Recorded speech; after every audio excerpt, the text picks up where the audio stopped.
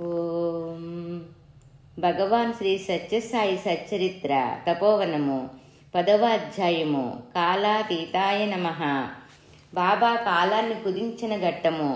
ప్రశాంతి నిలయములో వెనకటి రోజులలో సాకమ్మ అనే ఒక భక్తురాలు ఉండేది.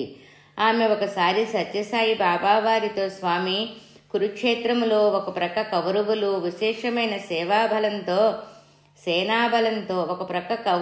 విశేషమైన సేనాబలంతో యుద్ధం చేయటానికి సిద్ధంగా ఉంటే, ఆ సమయములో కృష్ణుడు అర్జునునకు 700 శ్లోకాలు భగవద్గీత చెప్పటం ఎలా సాధ్యమైంది? కృష్ణుడు ఆ విధంగా చెప్తుంటే అర్జునుడు వింటుంటే శత్రువులు ఎలా ఊరుకున్నారు అని అడిగింది.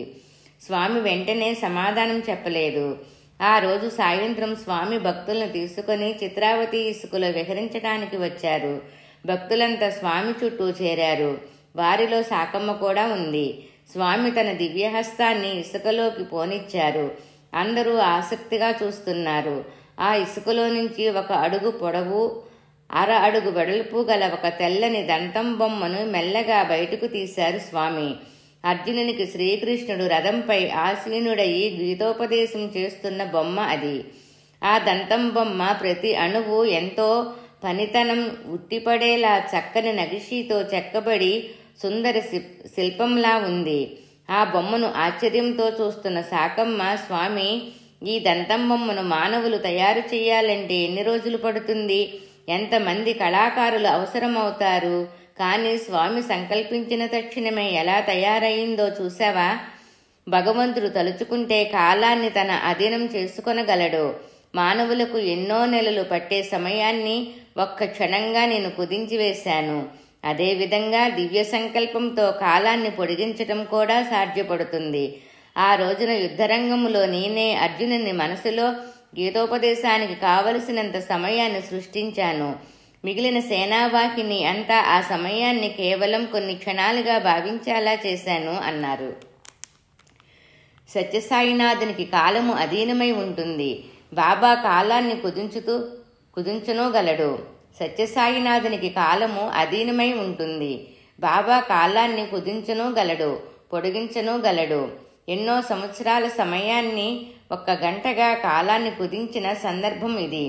శ్రీలంకలోని కొలంబోలో ఒక క్రైస్తవ యువకుడున్నాడు. అతడు కళాశాల విద్య కోసం వచ్చి మద్రాసులోని క్రైస్తవ కళాశాలలో చేరాడు.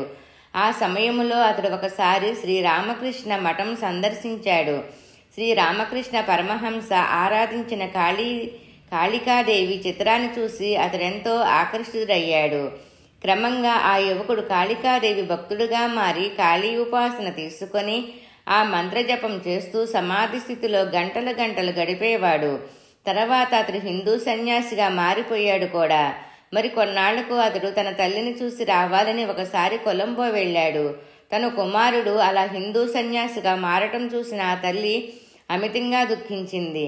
తన కుమారుడు వైవాహిక జీవితానికి ఇష్టపడడం లేదని గ్రహించి తల్లి అందుకు సమ్మతించింది. కానీ హిందూ సన్యాసి వేషం విడిచిపెట్టి క్రైస్తవ ఫాదర్గా ఉండమని అభ్యర్థించింది. కానీ అందుకు వ్యతిరేకించిన ఆ యువకుడు తన తల్లిని ఆస్తి వ్యవహారాలను విడిచిపెట్టి భారతదేశం వచ్చి పుట్టపర్తికి చేరుకున్నాడు. స్వామి అతనిని ఇంటర్వ్యూ గది లోపలికి తీసుకుని వెళ్లారు. 1 గంట సమయం గడిచింది. ఒక్కసారిగా లోపల నుంచి అమ్మా అనే పెద్ద కేక వినిపించింది. మందిరం వరండాలో కూర్చున్న భక్తులందరికీ ఆ కేక వినిపించింది. తర్వాత స్వామి ఇంటర్వ్యూ గది తలుపు తెరిచారు. ఆ శాక్త సన్యాసి అపాదమస్తకం విభూతితో బయటకు వచ్చాడు. లోపల జరిగిన విషయం ఇది. స్వామి అతన్ని ఇంటర్వ్యూ గదిలోకి తీసుకువెళ్లిన తర్వాత అక్కడ ఒక పెద్ద అరణ్యాన్ని సృష్టించి నడువు అన్నారు. అంతే. ఆ సన్యాసి ఆ అరణ్యములో నడిచాడు. ఆ నడక అంతు లేకుండా సాగిపోయింది. పెద్ద పెద్ద వృక్షాల మధ్యగా అతడు అవిశ్రాంతిగా కొన్నాళ్ల పాటు కొన్ని మైళ్ళు దూరం నడిచిపోసాగాడు. కొన్ని సంవత్సరాలు జరిగిపోయాయి. అప్పుడు స్వామి, ఆగు, వెనక్కి తిరిగి చూడు అన్నారు.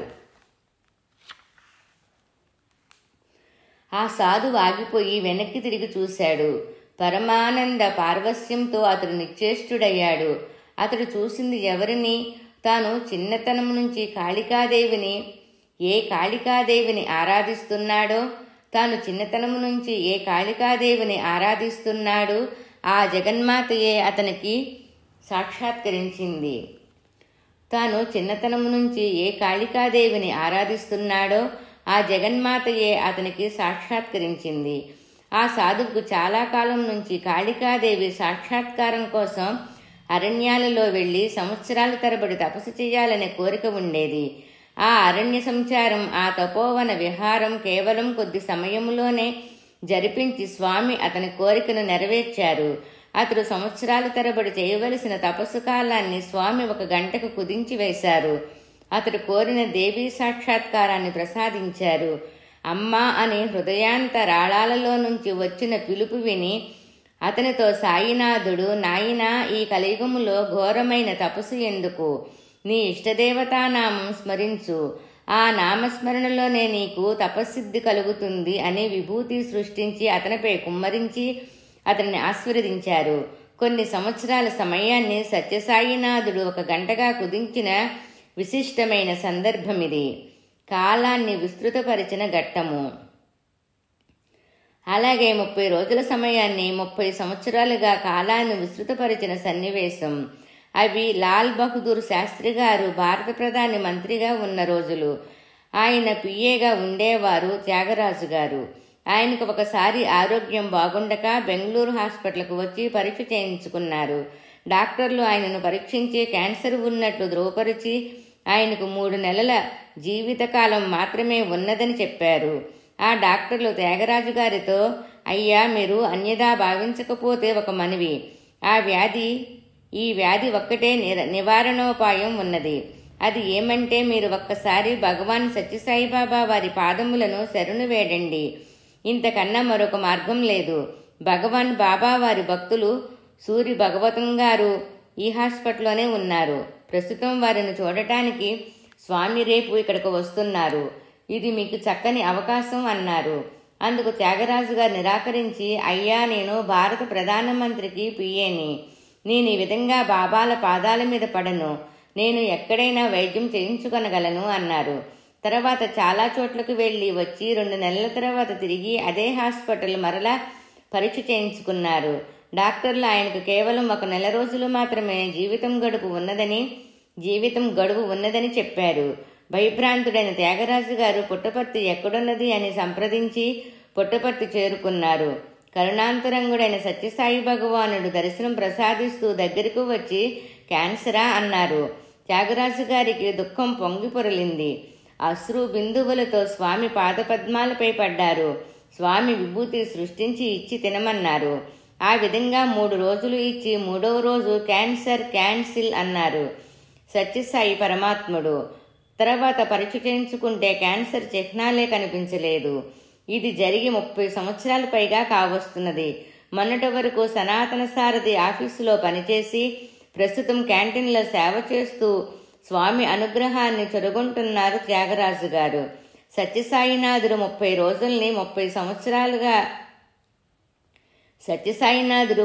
రోజుల్ని 30 సంవత్సరాలకు పైగా కాలాన్ని విస్తృతపరిచిన విశిష్టమైన ఘట్టమిది. భగవాన్ బాబాకు కాలము ఎప్పుడూ అధీనమై ఉంటుంది. అందుకే స్వామి సహస్రనామాలలో కాలాయ నమః, కాలకాలాయ నమః, కాలాంతకాయ నమః, కాలస్వరూపాయ నమః మొన్నొక పేర్లు కనిపిస్తాయి. కాలము ప్రదేశము ఏదీ నన్ను బంధింపజాలదు. భగవాన్ బాబా వారు ఒకసారి వెంకటగిరి వెళ్ళి తిరిగి ప్రశాంతి నిలయం రాబోతుండగా నిలయములో నివాసమున్న ఒక వృద్ధురాలు తన స్వగ్రామమైన వాయిల్పాడు వెళ్ళింది. బాబా వెంకటగిరి నుంచి ప్రశాంతి నిలయం వచ్చే మార్గంలోనే ఆమె గ్రామం ఉంది. అందువల్ల స్వామి వచ్చేటప్పుడు స్వామిని తన ఇంటికి ఆహ్వానించి ఆతిథ్యం ఇవ్వాలని ఆమె ఉద్దేశం. స్వామి అక్కడ నుంచి బయలుదేరే రోజు తెలుసుకొని ఆమె తన గ్రామం దగ్గర రోడ్డు ప్రక్కనే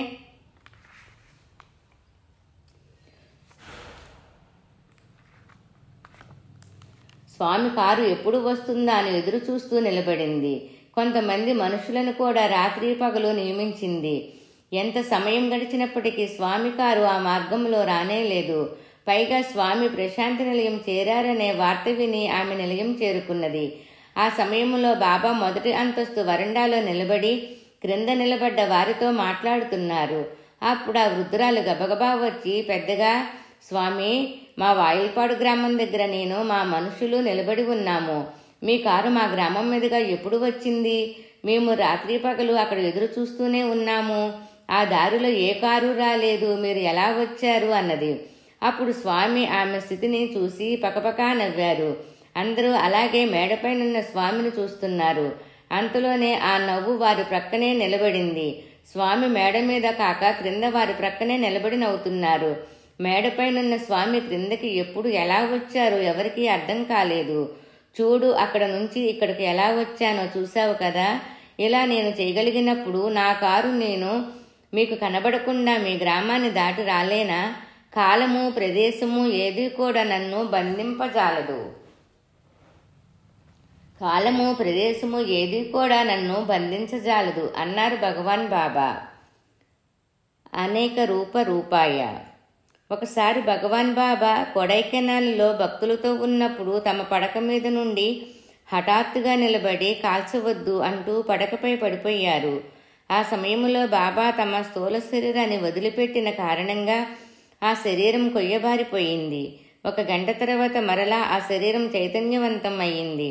అప్పుడు బాబా కళ్ళు తెరిచి భోపాల్లో ఒక చిరునామా చెప్పి వారికి గాబరా పడవద్దు, రివల్వర్ నా దగ్గర ఉన్నది బాబా అని అర్జెంటు టెలిగ్రామ్ పంపమని అన్నారు. అప్పుడు సచ్చిదానంద స్వామి బాబాతో, స్వామి, రివల్వర్ పదం అనే పదం ఉంటే పోస్టాఫీస్ వారు టెలిగ్రామ్ను అంగీకరించరు. కాబట్టి ఇన్స్ట్రుమెంటు అనే పదము వాడదాము అన్నారు. స్వామి సరేనన్నారు. టెలిగ్రామ్ పంపడం జరిగింది. కానీ భక్తులకు అసలు ఏమి జరిగిందో తెలియలేదు.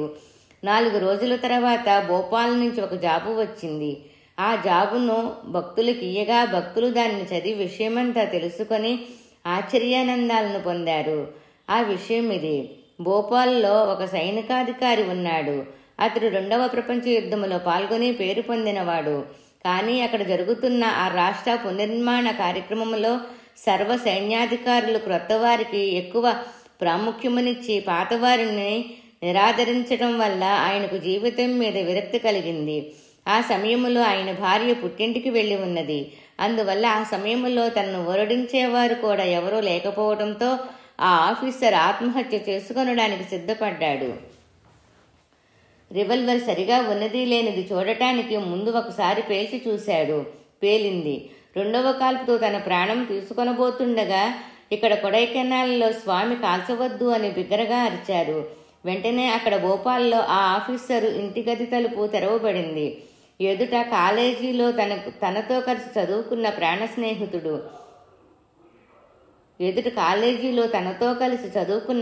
స్నేహితుడు, అతని భార్య, వెనుక ట్రంకు పెట్టె మోసుకు వచ్చిన కూలీ ఉన్నారు.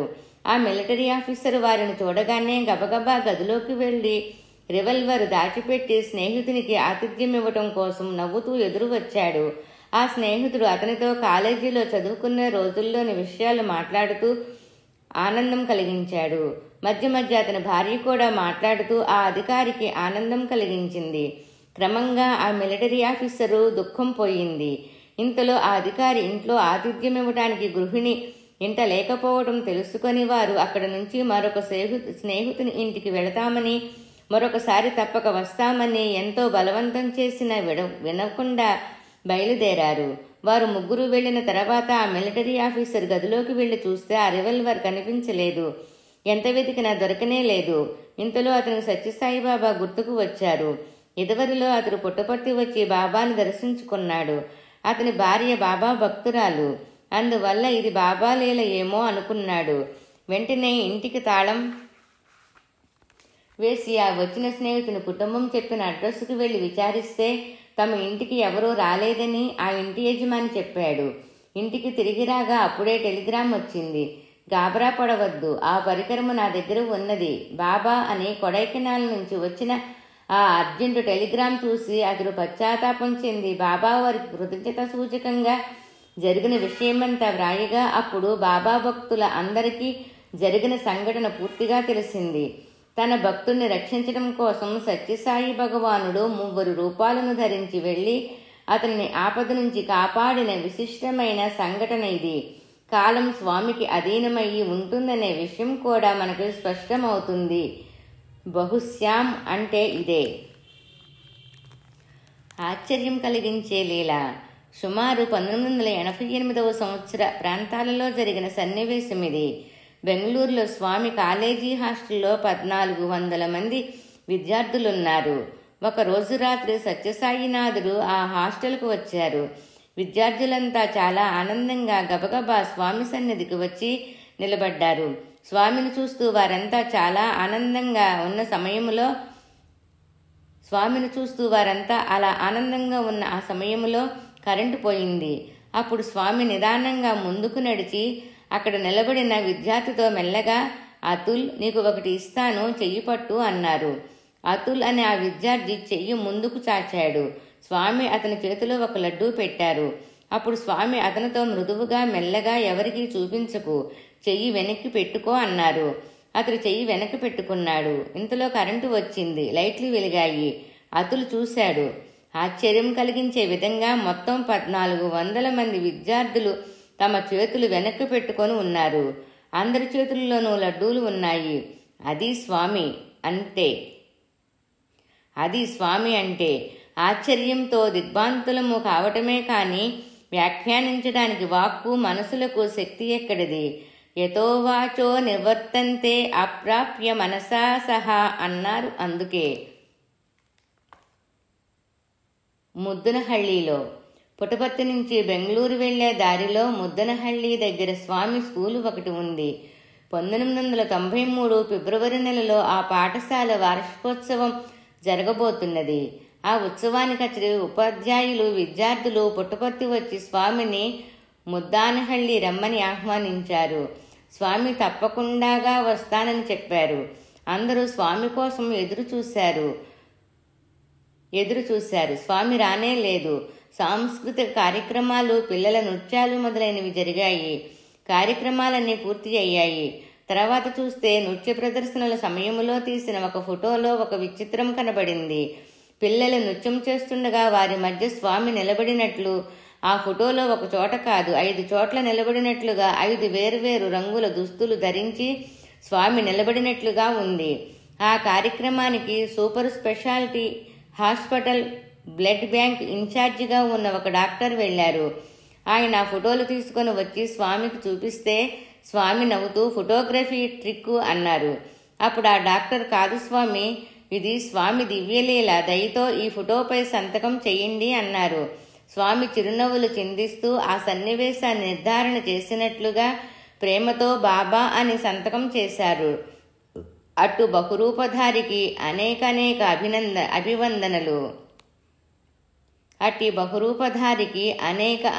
అభివందనాలు.